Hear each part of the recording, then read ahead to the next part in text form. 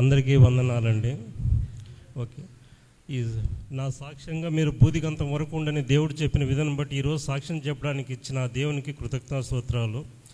మళ్ళీ మమ్మల్ని ఆదరించి ఆదరణకర్త ఫౌండర్ అయిన అమ్మగారికి వందనాలు. మా సాక్ష్యం ఏమంటే, మేము ఎవరు ఏమని చెప్తాను. మా సొంత ఊరు వచ్చేసి గిద్దలూరు దగ్గర అర్ధబేడు మండలం బోగోల్ గ్రామం మా సొంత ఊరు. కానీ మేము పుట్టి పెరిగిందంతా బళ్ళారి, కర్ణాటక. ఓకే, మేము బిజినెస్ రీతి ఏమంటే కాంట్రాక్టర్, మా ఫాదర్ క్లాస్ 1 కాంట్రాక్టరు, మేము కాంట్రాక్టర్స్మే. అట్లా బిజినెస్ చేస్తున్నప్పుడు ఏంటంటే అప్ అండ్ డౌన్స్ ఉంటాయి. అప్ అండ్ డౌన్స్ ఉన్నప్పుడు కొంచెం డిప్రెషన్లో ఉన్నాము. డిప్రెషన్ అంటే ఏంటంటే ఏంటి, ఎలా చేయాలి, ఏమి జీవితం ఎలా సాగుతుందని ఒక అర్థం కాని స్థితిలో ఉన్నప్పుడు మాకు దేవుడు కనిపించి మాట్లాడేటప్పుడు ఈయన దేవుడు అని మాకు తెలియదు. ఎందుకంటే యేసు ప్రభుకు మాకు, మా కుటుంబానికి మాకు తెలియనంత దూరం. ఇప్పుడు బైబిల్ అనే పదము ప్రతి అన్యునికి తెలుసు, మాకు బైబిల్ అనే పదం కూడా నాకు తెలియదు, అంత దూరం. అలా ఒకరోజు నేను బిజినెస్ పరంగా డిప్రెషన్లో ఉన్నప్పుడు నేను ఒక్కనే ఉన్నాను ఇంట్లో కూర్చొని ఉన్నప్పుడు నా ఎదురుగా ఒకరు వచ్చి మాట్లాడుతున్నారు. ఏమనంటే ఒకే ఒక పదం, నా రక్షణ నువ్వు తీసుకో. రక్షణ అంటే నాకు అర్థం తెలియదు, దాని మీనింగ్ తెలియదు. ఎందుకంటే వాళ్ళ దూరం, మాకేం తెలియదు. ఎప్పుడో చిన్నప్పుడు కరుణామయుడు అనే ఒక సినిమా మాత్రం చూశాను, అంతకుమించి నాకేం తెలియదు. మా ఇంటి ఎదురుగానే ఆర్సీఎం సంబంధించిన సంఘ సభ్యులు ఉంటారు. వాళ్ళని చూసినా కానీ ఎప్పుడు కానీ ఏం అనిపించదు. ఓకే, అలా నాతో మాట్లాడుతున్నప్పుడు, రక్షణ తీసుకొని మాట్లాడుతున్నప్పుడు నాకు ఏం చేయాలో అర్థం కాలేదు. అలా చాలా రోజులు, నెంబర్ ఆఫ్ టైమ్స్, అంటే చాలాసార్లు వినిపిస్తుండేది, స్వరం వినిపిస్తుండేది.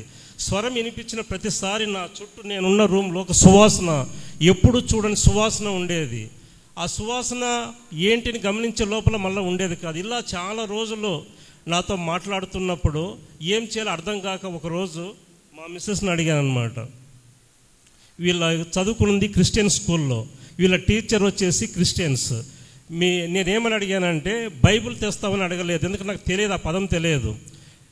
అంతకుముందు నేను డివోషనల్స్ చాలా చదివేవాడిని. డివోషనల్స్ అంటే భగవద్గీత, రామాయణం, మహాభారతం, షిరిడి పురాణం అన్నీ చదువుతుంటాను. వేదాస్ కొంతవరకు తెలుసు. అన్నీ చదువుతున్నట్లు అందరూ ఒక నెలలో చదివే బుక్కును నేను వారంలో చదువుతాను. ఫాస్ట్ ఉంటుంది రీడింగ్.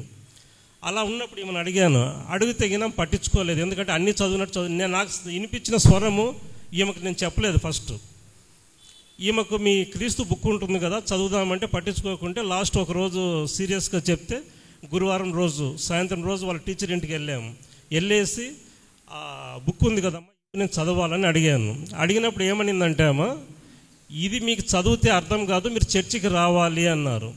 చర్చి అన్న నాకు యాక్చువల్ ఏంటంటే స్వతహాగా చిన్నప్పటి నుంచి కోపం ఎక్కువ. కోపం అంటే అది ముక్కు మీద కోపం అంటారు కదా, ఆ కోపం మామూలుగా. ఆమె బుక్ ఇవ్వనంటే ఇస్తే ఇవ్వమ్మా, లేకుంటే లేదని లేచాను. నేను లేచినప్పుడు నేను చిన్నప్పటి నుంచి వాళ్ళకి తెలుసు, లేదు కూర్చొని ఇచ్చింది, బుక్ ఇచ్చింది. ఏమి ఇచ్చిందంటే కొత్త నిబంధన ఇచ్చినారు. కొత్త నిబంధన మీలో ఎవరు ఎన్ని రోజులు చదువుతారో నాకు తెలియదు, కానీ నాకు గురువారం సాయంత్రం ఇస్తే శుక్రవారం సాయంత్రం కల్లా చదివేశాను. అయిపోయిన తర్వాత ఆమె చెప్పేది నిజం, ఏం అర్థం కాకున్నప్పుడు ఏం చేయాలని ఆలోచించినా నా ఆలోచన నాకు పనికిరాదు. ఆయన సంకల్పం నాకు కల్పించినాడు. ఏమనంటే, సరే ఆమె పిలిచింది కదా, చర్చికి వెళ్దాము అని. నాకు 2 కూతుర్లు, పెద్దమ్మాయి పేరు సింధు, ఇక్కడే సుమేధ స్కూల్లో అడ్మినిస్ట్రేషన్గా పనిచేస్తుంది, అల్లుడు కూడా. చిన్నమ్మాయి సౌందర్రెడ్డి హైదరాబాద్కు వచ్చి, ఆ అమ్మాయి కూడా మ్యారేజ్ అయింది. వీళ్ళిద్దరికీ అప్పటికి ఇంకా మ్యారేజ్ కాలేదు. పెద్దమ్మాయి ఇంజనీర్ చదివింది, అయిపోయింది, అలా ఉన్నారు. మా ఇంట్లో ఏం నలుగురు మాట్లాడుకున్నప్పుడు నేను చెప్పాను, అమ్మ రేపు సండే చర్చికి పోదాము అని. ఫస్ట్ టైం, నేను ఎప్పుడు చర్చికి వచ్చిన వాడిని కాదు. మా పెద్దమ్మ ఏంటంటే పూజలు ఎక్కువ చేసేది, బ్రహ్మం గారిది ఎక్కువ ఇది చేసేదామా. ఆమె ఒకటే మాట్లాడింది, ఏం డాడీ మనకు దేవుడు లేరా, ఆ దేవుడే కావాల్సి వచ్చినాడా అని. లేదమ్మా, నేను ఎవరికి స్వరం వినిపించింది మనకు చెప్పలేదు అసలు. లేదమ్మా కన్విన్స్ చేసిన తర్వాత చర్చికి పోయాము అందరం, మా చిన్నమ్మాయి మేము 4 పోయిన తర్వాత ఆ పాటలో కూడా ఫస్ట్ టైం ఏం అర్థం కాలేదు. సరేలేని వచ్చేసిన తర్వాత ఆ రోజు రాత్రి ప్రభు నాతో మాట్లాడుతున్నాడు. మా ఇంట్లో అందరికీ దర్శనాలు, కొన్ని మా మిస్సెస్ కూడా చెప్తారు. తర్వాత మేము వచ్చిన రోజు రాత్రి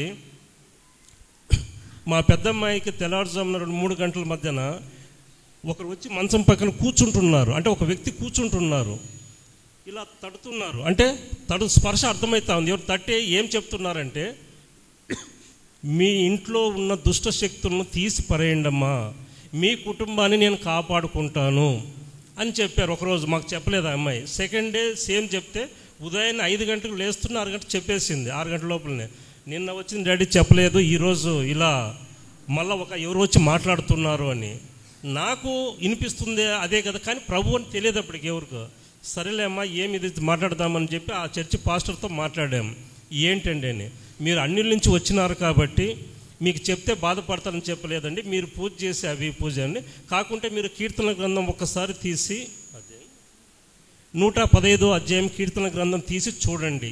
ఏమని ఉంటుందంటే, విగ్రహాలకు మాటలు రావు, చెవులు ఉండవు, మాట్లాడవు, వాసన చూడవు, ఏమి చూడవు. అవి మనిషి చేసిన చేతి విగ్రహాలు. వాటిల్లో మనిషి చేసిన వాటికి ఏం శక్తి ఉంటుంది, అవి ఒట్టి విగ్రహాలు మాత్రమే అని నాకు చదివి వినిపించారు. నేను చూసిన తర్వాత ఏం చేయాలని అడిగాను. మాకు తెలియనప్పుడు అడగాలి కదా. అడిగినప్పుడు ఆయన చెప్పారు, ఇవన్నీ దుష్ట శక్తులు. అంటే మాకు మా అమ్మాయితో మాట్లాడిన మాట అదే కదా. అందుకు కాబట్టి ఏమంటే ఆ రోజు సాయంత్రమే మా ఇంట్లో ఉన్నవన్నీ తీస్తే 50 కేజీల బస్తాలు, 2 బస్తాల నిండా అయినాయి ఫోటోలు. అన్నీ మూట కట్టి దాంట్లో కొన్ని వెండి దీపాలు, అంటే పెద్ద పెద్ద దీపాలు బాగా, అంటే నేను ఎప్పుడు పూజ చేసేవాడిని కాదు, కొద్దిగా గొప్ప ఈమె చేసేది, అంతగా ఏం లేదు. ఉన్నంతలో వెండి విగ్రహాలు అన్నీ ఉండేవి మా ఇంట్లో. వెండి విగ్రహాలు ఏమి కాలువలో పారేయలేదు, అవి షాప్లో తీసుకుపోయి ఇచ్చాం. మిగతా మటుకు షాప్లో పారేసామన్నీ. ఆ రోజు అన్నీ పారేసి వచ్చిన తర్వాత ఆ రోజు రాత్రి పడుకున్నాం.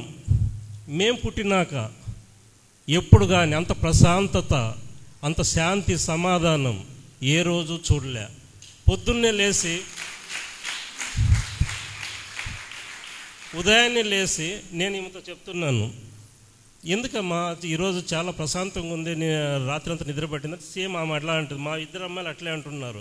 అంటే ఒక్కటే అర్థమైంది ఏంటంటే, ఆ రోజు సైతాన్ ఇప్పటి వరకు ఉన్నాడు, సైతాన్ పోయినాడు, దేవుడు లోపలికి వచ్చినాడు. అందుకే ఈ ప్రశాంతత, శాంతి, సమాధానం అని అర్థమైన తర్వాత అలాగనే మళ్ళీ 2వ వారం చర్చికి వెళ్ళాం, 3వ వారం చర్చికి వెళ్ళాం.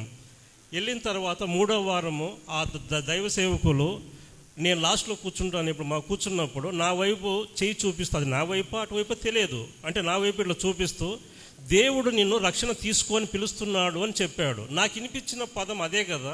అప్పుడు నాకు అర్థమైంది 3వ వారం, ఓహో నాతో మాట్లాడింది యేసు ప్రభువా దేవుడా, రైట్, ఓకే అని చెప్పేసి.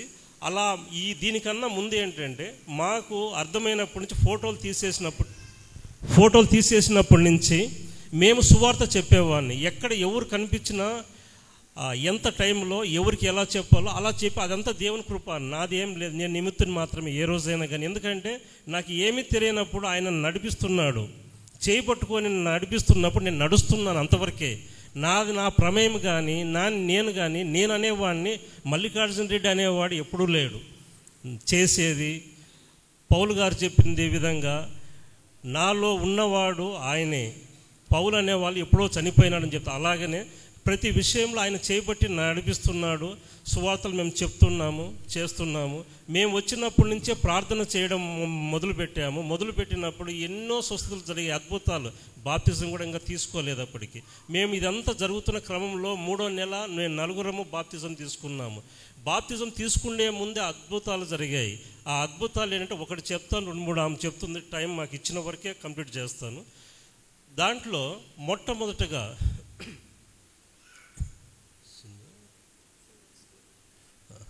మా పెద్దమ్మాయి అక్కడ వర్క్ చేసే స్కూల్లో ఒక అబ్బాయికి బ్లాక్ మ్యాజిక్, అంటే చేతబడి చేశారంటే, చేతబడి చేస్తే ఏమవుతారంటే ఆ పిల్లోడు, అప్పటికి మేము ప్రభువులోకి వచ్చి జస్ట్ 10 to 15 days అంతే, ఇంకా 15 days అంతే. వాళ్ళు వచ్చి వాళ్ళ ఫాదర్ ఎందుకు అడిగారు, మా అమ్మాయిని అడిగారు, అమ్మ మీరు యేసు ప్రభుని నమ్ముకున్నట్టు కదా, మా అబ్బాయిని గురించి ప్రార్థన చేయండి అమ్మా అని. సరే చేస్తాము అనింది. ప్రార్థన, మాకు ఏం ప్రార్థన తెలుసు, వాళ్ళకు బాగలేదు, నువ్వు బాగా చేయి తండ్రి, ఇంతే, ఇంతకు మించి వేరే ప్రార్థన ఏమి రాదు. కానీ ఆ చిన్న ప్రార్థన కూడా ఆయన ఆలకించి దీవించినాడు. ఎట్లా అంటే వాళ్ళు ఎన్నో సంవత్సరాల నుంచి ఆ అబ్బాయికి వాళ్ళ బంధువులే చేతబడి చేసినప్పుడు మంచంలో ఇలా పనుకున్నాడు. ఇది మంచం అనుకోండి, ఇక్కడ నుంచి 2-3 ఫీట్స్ లేస్తాడు, పైకి లేచి పడేవాడు, ఎంత అయ్యేవాడు. తర్వాత మేము ప్రార్థన చేసిన ఒక 2-3 రోజులు అనుకుంటాను అంతే, జస్ట్ అంతే, ఒక 2-3 డేస్ చేసిన తర్వాత 4th డే వాళ్ళ ఫాదర్ వచ్చేసి వాళ్ళ ఫాదర్ దగ్గర ఎవరైతే చేతబడి చేస్తున్నారో వాళ్ళు ఒప్పుకున్నారంట. వచ్చి అక్కడ ఎందుకు ఒప్పుకున్నారంటే, మాకు మంటలు లేస్తున్నాయి, తట్టుకోలేకపోతున్నాము, మేము తప్పు చేసినాము, ఒకడే కొడుకు చనిపోతే కోట్ల ఆస్తి వాళ్ళకి వస్తుందని. అప్పుడు అర్థం కాలే, ఏమి ఇవి విచిత్రము, మనం చేసిన ప్రార్థనకు ఇంత ఇదే అంటే దేవుడు ఏంటంటే ఎవరు ఏర్పరచుకున్న వాళ్ళను ఆయన ఎక్కడ కానీ చెయ్యి ఇడవడు అనడానికి ఇదొక ఎగ్జాంపుల్ నేను చెప్పింది. ఇంకొకటి, మేము వచ్చిన తర్వాత దేవునిలోకి వచ్చినాక అద్భుతాలు ఎలా జరిగాయంటే, హైదరాబాద్లో మా చిన్న అమ్మాయి క్లాస్మేట్ ఇద్దరు బైక్లో వెళ్తుంటే, ఇద్దరు అబ్బాయిలు, ముందు అబ్బాయి స్పాట్లో చనిపోయాడు యాక్సిడెంట్లో. మా అమ్మాయి ఫ్రెండ్కు మెదడు బయటకు వచ్చి పడింది. బాడీ అంతా 7-8 మేజర్ ఆపరేషన్స్ జరిగితే డాక్టర్ చెప్పింది ఒకటే మాట, ఏమనంటే జీవితాంతం ఆ అబ్బాయి బీటెక్ చదువుతున్నాడు, ఒకడే కొడుకు వాళ్ళకు, ఆ జీవితాంతం మంచంలో ఉంటాడు, సమస్త మంచంలోనే జరగాల, ప్రాణంతో ఉంటాడు అని చెప్పాడు. మాకు ఫోన్ చేసి చెప్పినప్పుడు బళ్ళార్లో మేము ఫోన్ చేసాం, అందరూ మోకరించి కన్నీటి ప్రార్థన చేసినప్పుడు నేను అదే పనిగా హైదరాబాద్లో గాంధీ హాస్పిటల్కి వెళ్ళి నేను మళ్ళీ ప్రార్థన చేశాను అతని కోసమే. అక్కడికి వెళ్ళి ప్రార్థన చేసినప్పుడు వాళ్ళ అమ్మని అడిగాను, ఏం చెప్పారన్నమాట డాక్టర్లని, జీవితాంతం మంచంలో ఉంటారని. కానీ దేవుని ప్రవచనం వచ్చింది, ఏమనంటే, అమ్మా 3 నెలలు దాటే లోపల ఒక్కరోజు ముందు నీ కొడుకు లేచి నడుస్తాడు, ఏ కట్టె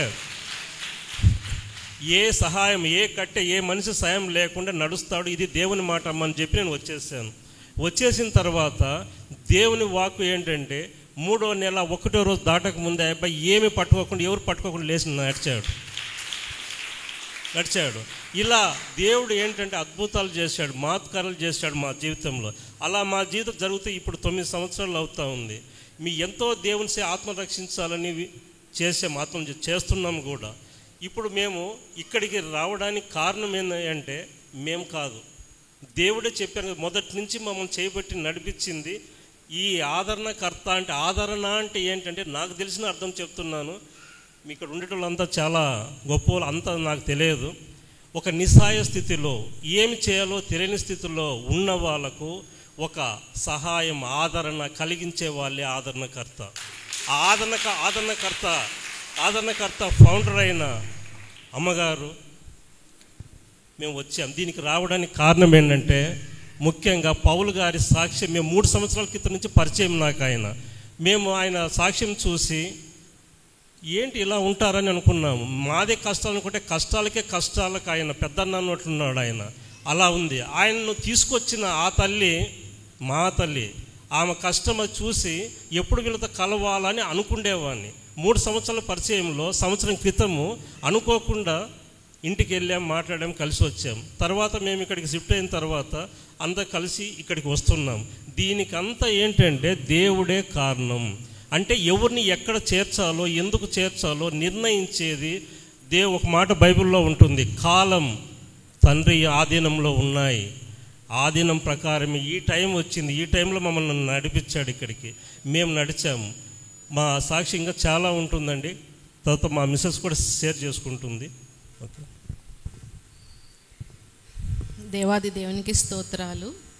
కాకపోతే మేము రక్షణ పొందినప్పుడు ప్రతి ఒక్కరికి ఒక దర్శనం ఉందండి. దర్శనం లేకుండా ఏ కుటుంబము రక్షణలోకి రాదు. ఎందుకు అంటే, మాకు 2 అమ్మాయిలు, పెళ్ళయ్యే స్టేజ్ పెద్దమ్మాయిది. భర్త ఒప్పుకుంటే భార్య ఒప్పుకోరు, భార్య ఒప్పుకుంటే భర్త ఒప్పుకోరు, ఇద్దరు ఒప్పుకుంటే పిల్లలు ఒప్పుకోరు. అలాంటి సమయంలో మా పెద్దమ్మాయి కొంచెం భక్తి ఎక్కువ. ఎందుకంటే నేను చదివింది క్రిస్టియన్ స్కూల్స్ అయినా నాకు వచ్చింది ఒకటే prayer, our father in heaven, అంతకు తప్ప నాకేం రాదు. విగ్రహాల ముందు కూర్చున్నా నేను అదే చేసుకునేదాన్ని. నేను లోపల ఏం చేసుకుంటానో ఎవరికి తెలియదు.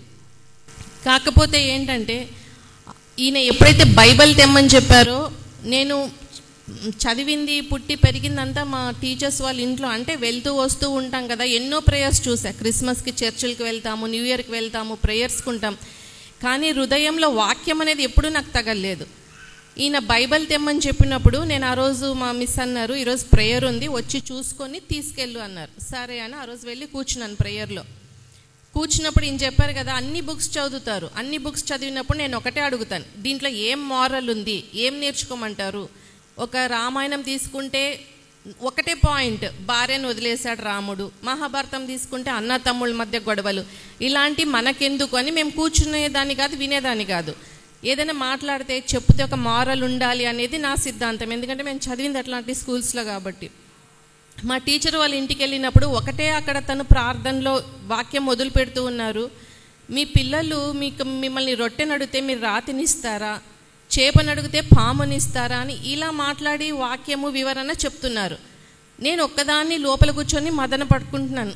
ఇలాంటి మాటలు బైబిల్లో ఉంటాయా? దేవుడు ఇలా మాట్లాడుతున్నారా? అప్పుడు దాకా మనకి ఎంత తెలుసు అంటే హిందువులకి విగ్రహాలు, ఆ దేవుళ్ళు ఉన్నారు. క్రిస్టియన్స్కి మాత్రమే జీసస్ ఏమో, ముస్లిమ్స్కి మాత్రము అల్లా ఉన్నాడు, ఇంతే మనకు తెలుసు. అక్కడ నేను అది విన్నప్పుడు, అరే నేను ఇంతకుముందు పూజలు చేసుకున్నప్పుడు కూడా ఎప్పుడైనా నేను ఏమి అడిగేదానికి ఆ దేవుడిని, ఎందుకంటే బై గాడ్స్ గ్రేస్ అప్పుడైనా ఇప్పుడైనా అన్నీ చూశాను. ఇది చూడలేదు, ఇది కావాలనేది ఏం లేదు. మా ఆయన ఒకటి చెప్పారు కదా, కోపము. నేను ఆ విగ్రహాలని కూడా అదే అడిగేదాన్ని, ఆ నరం ఎక్కడ ఉంటుందో ఆ కోపం అనే నరంని కట్ చేయండి అని అడిగేదాన్ని, అంతకుమించి ఏం అడగను. ప్రభులోకి వచ్చిన తర్వాత నాకు ఇంకా బలం అనిపించింది ఆ మాటలు విన్నప్పుడు. దేవుడా నీ దగ్గరికి వస్తే మరి మా ఆయన కోపంని తగ్గిస్తావా? అన్ని విషయంలో పర్ఫెక్ట్. కోపం వచ్చేస్తుంది, అది ఎందుకు వస్తుందో అర్థం కాదు, ఏ సమయంలో ఎలా రియాక్ట్ అవ్వాలో పరిస్థితి బట్టి నాకు తెలుసు, అది పరిస్థితులు బట్టి. ఎందుకంటే 16 ఏళ్ల నుంచి భుజం మీద సంసారాన్ని మోసారు ఆయన, చదువులు వదిలేసి. అందువల్ల రావచ్చు, ఓకే. ఇంకా అలాంటి సమయంలో దేవుడు నన్ను అక్కడ ముట్టారు. మా ఆయనని ఇంట్లో మాట్లాడిస్తున్నారు. మా పెద్ద అమ్మాయిని దర్శనం ద్వారా ఇచ్చాడు. మా చిన్నమ్మాయి, మేము హైదరాబాద్లో ఉంటాము, అమ్మ వాళ్ళు బళ్ళారిలో ఉండేవాళ్ళు కొన్ని సంవత్సరాలు. హాలిడేస్కి తను వెళ్తూ ఉండేది. ఆ అమ్మాయి, మా అమ్మ వాళ్ళ ఇంట్లో క్రిస్టియన్స్ రెంట్కుంటారు, వాళ్ళతో పాటు తను చర్చికి వెళ్తుంది. 4th 5th స్టాండర్డ్ నుంచి ఆ అమ్మాయికి ఒకటి అనిపించేదాన్ని, ఎందుకంటే మేము పూజలు ఎక్కువ చేయం, గుళ్ళకు పోం, పండగలు వచ్చినా అంతకంతకే. తను అనుకునేదంట మనసులో, అరే మనం గుళ్ళకు పోము, పూజలు చేయము, వీలైతే కనీసం వీక్లీ వన్స్ చర్చ్కి వస్తారు, ముస్లిమ్స్ అయితే ఫ్రైడే చేసుకుంటారు, మనకి ఏదీ లేదే. ఒక పెళ్లి చూసింది ఆ అమ్మాయి ఆ హాలిడేస్ టైంలో, వైట్ ఫ్రాక్ వేసుకొని పెళ్లి చేసేది. ఆ మనస్సులో ఆ 4-5 4th 5th చదివేటప్పుడు నాకు కూడా ఇలాగే పెళ్లి జరిగితే బాగుండేది అనుకుందంట తను. మాకు అది తెలియదు. ఎప్పుడైతే మేము చర్చికి వెళ్దాం అనుకున్నామో, ఏదైతే మా డాడీ వెళ్తే నాకు ఫ్రాక్లో పెళ్లి జరుగుతుంది అంతే అనుకుంది తను. వచ్చాము, అలా దేవుడు తనని దర్శించాడు, మా అమ్మాయిని దర్శించాడు, నన్ను. ఇంట్లో అప్పటికి అసలు ఏమీ తెలియదు, కాకపోతే కొంచెం సాయిబాబా అంటే ఏదో దీపం పెట్టి టిఫిన్ చేసేది, అంతవరకే. ఆ టైంలో విగ్రహాలు తీయాలనే సమయంలో ఒకటే అనుకున్నాను, ఇది తప్ప ఒప్ప మాకు తెలియదు.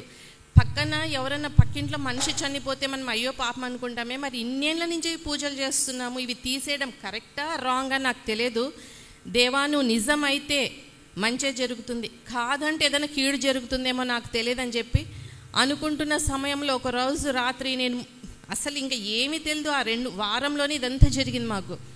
నేను ఇట్లా తెల్ల బట్టల్లో మోకరించి నేనున్నాను, నా చుట్టూ అగ్ని, ఆ అగ్ని అవతల ఒక అసలు చెప్పలేనంత ఎత్తులో ఒక మనిషి, ఆ వైట్ రేసెస్ నా మీద పడుతూ ఉన్నాయి. సడన్గా లేసాను ఆ అగ్ని చూసి, ఓ అమ్మ ఇదేంటి, మరి అటు నుంచి ఇటు వస్తున్నందుక ఇదేమీ నాకు తెలియదని చెప్పి మా మిస్కి కాల్ చేసి మాట్లాడాను. దేవుడు నిన్ను అగ్ని ద్వారా దర్శించాడు, భయపడకు, షడ్రక్ మేషక్ అబేద్నెగో వాళ్ళది అది చెప్పారు నాకు. ఆహా సరేనా అనుకున్నాం, అలా నిలబడ్డాం, బాప్తిజం తీసుకున్నాం, వచ్చేసినాం, అదంతా సెకండరీ. మా నాన్న వచ్చారు మా ఇంటికి, మా అమ్మ చనిపోయిన 2009లో నాన్న వచ్చారు. వరలక్ష్మి పూజ చేస్తే అమ్మాయికి బట్టలు పెడతారు కదా, ఆ విధంగా ఆయన అప్పటికే ఆయనకు తెలుస్తూ ఉంది, అందరూ ఒకే ఊర్లో ఉంటాం కాబట్టి. ఏంటమ్మా మీరు ఈరోజు పూజ చేసుకోలేదా అంటే, లేదు నాన్న మేము చేసుకోమన్నాం. ఇంకా అంతకు మించి నేనేం చెప్పలా. ఆయనకి ఏదో క్వశ్చన్ పడ్డది.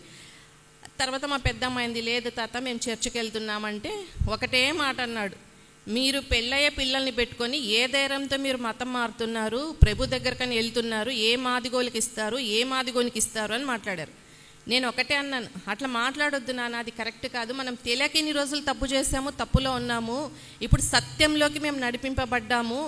సంవత్సరం తర్వాత నువ్వు కూడా ఖచ్చితంగా బాప్తిజం తీసుకుంటావు అంటే, నువ్వు భలే చెప్పాలో, నువ్వు పోయింది కాక మమ్మల్ని లాగుతారా అన్నారు. సరే అన్నాం. అయిపోయిన తర్వాత మా పెద్దమ్మాయి పెళ్ళి దేవుని కృపను బట్టి క్రిస్టియన్స్కే ఇచ్చి పెళ్లి చేసాం. సంవత్సరం తర్వాత మా నాన్న, మా పెద్ద తమ్ముని కుటుంబము రక్షింపబడ్డది. మా పెద్దమ్మాయి పెళ్లి టైంలో ఒకటే గందరగోళం మాకు. క్రిస్టియన్స్గా వచ్చాము, హిందూస్ చర్చిలో మనం పెళ్లి చేస్తున్నాం, హిందూస్ అడుగు పెడతారా పెట్టారా, ఏంటి పెళ్ళి ఎలా జరుగుతుందో తెలియదు. తర్జన భర్జన పడుతున్నాం, ముహూర్తాలు పెట్టుకున్నాం, పనులు చేస్తున్నారు, డబ్బులు రావట్లేదు. ఇంట్లో బంగారు ఉంది, ఒక మనిషికి అవసరమైతే 30 తులాలు బంగారు ఇచ్చేసాను నేను. ఇచ్చి కూడా 9-10 సంవత్సరాలు అయిపోయింది. ఎన్నిసార్లు అడిగినా ఇవ్వట్లేదు. నేను అనుకున్నాను ఇంక అమ్ముకున్నారేమోలే, సరే పోతే పోయిందిలే అనుకున్నా. మా పెద్దమ్మాయి పెళ్ళి ఇంకా ఖచ్చితంగా వారం ఉంది. పైసా డబ్బు లేదు, తులం బంగారు లేదు. కానీ దేవుడు మా ప్రార్థనలు విని, కాకపోతే అప్పట్లోనే మేము సువార్త భారం కలిగి పిల్లల్ని ఇద్దరిని వదిలేసి మా ఊర్లో వెళ్ళేవాళ్ళం. ప్రతి సాటర్డే సండే సువార్త చేయాలి అన్నట్టు వెళ్ళినప్పుడు మేము ఎక్కడైతే దేవుని పని మొదలుపెట్టి చేస్తున్నామో, నేను ఏ మనిషికైతే బంగారు ఇచ్చానో ఆ మనిషికి ఆ వారంలో దేవుడు ఒళ్ళంతా మంటలు, సమాధానం లేదు, ప్రశాంతత లేదు, ముందు పోయి ఆ బంగారు ఇచ్చేయన్నట్టు తోస్తున్నారంట. ఆ దేవుని మహిమ. మేము ఊరి నుంచి తిరిగి వెళ్ళేసరికి మా అమ్మాయి కాల్ చేసింది, మమ్మీ మన బంగారు మనకు వచ్చింది అనేసి. అలాగా పెద్దమ్మాయి పెళ్ళి అంత ఘనంగా జరిగాం. తర్వాత మా చిన్నమ్మాయి విషయంలో పెళ్ళయింది. కాకపోతే అమ్మాయి ఒక విషయంలో ఈ ఒక్క సాక్ష్యం పంచుకోవాలి, ఎందుకంటే దేవుడు ఎన్నో మేలులు చేసింటారు. కానీ ఒకటి చెప్తున్నాం, మా చిన్నమ్మాయి పెళ్ళయింది కానీ ప్రెగ్నెన్సీ వచ్చే అవకాశం ఉంది కానీ గర్భం నిలవదు అన్నారు. ఎప్పుడు ఇది PUCలో చదివేటప్పుడే మాకు తెలుసు. కానీ దేవుడు అప్పుడు మనకు లేడు కదా, ఏమో మనకు అప్పట్లో తెలియదు. కానీ పెళ్ళైన తర్వాత ఒక నమ్మకం, దేవుడు అన్నీ తీసేస్తాడు. శారమ్మ గర్భనే దీవించిన దేవుడు పాపని ఇది చేయడం అనుకుంటా. మా తమ్ముళ్ళందరూ డాక్టర్స్. మా చిన్న తమ్ముడు అన్నాడు తనకు ఆపరేషన్ చేయించాలి, లేకపోతే కష్టము, బిడ్డ ఎదిగే కొద్దీ గర్భంలో స్థలం సరిపోదు, అబార్షన్లే అవుతాయి తప్ప గర్భం నిలబడదు అన్నారు. ఏమైతే అయిందిలే, ఫస్ట్ ప్రేయర్స్, తర్వాత నెక్స్ట్ అనుకున్నాం. ఫస్ట్ పెళ్ళైన తర్వాత 3 months అబార్షన్ అయింది, సరే అనుకున్నాం. తర్వాత మళ్ళీ నిలబడిన రోజు నుంచి ఇంకా దేవుని పాదాలు పట్టుకున్నాం. అయ్యా ఒక సాక్ష్యంగా పుట్టే బిడ్డ కూడా ఉండాలి, చిత్తమైతే నీ సేవకు కూడా చేసుకోవాలి, అది ఏది ఏమైనా సరే నీకు సమర్పించుకుంటాం తండ్రి, ఏది ఏమైనా సరే ఒక సాక్ష్యంగా ఉంచు, ఆడబిడ్డ కానీ మగబిడ్డ కానీ మాకు అది సంబంధం లేదు, నీ సాక్షిగా ఒకటి మాకు ఇవ్వు అని అడిగాం. దేవుడు ఏదైతే, కాకపోతే దిన గండంగా గడిపామో మంచి ఆడబిడ్డను దేవుడు ఇచ్చాడు. మేము చెప్తే మా తమ్ముళ్ళు కానీ డాక్టర్స్ కానీ ఆశ్చర్యపోయారు, అసలు ఇది ఎలా జరుగుతుంది అని. జరిగింది, అది మా దేవుడు అంటే అన్నాం. కాకపోతే ఈయన చెప్పారు కదా, ఇన్ని సాక్ష్యంలో మేము స్టార్టింగ్లోనే మాకు కృప, ఇంకా ఏ మోకరిల్లడం, ఈ ప్రార్థనలు మాకు తెలియదు. దేవుడు ఆ టైంలో ఒక తలంపు ఇచ్చాడు, ఒక చిన్న కొంచెం పాట రాసుకున్నాం, కుని రాగాలతోనే పాడతాము, వినండి అయితే.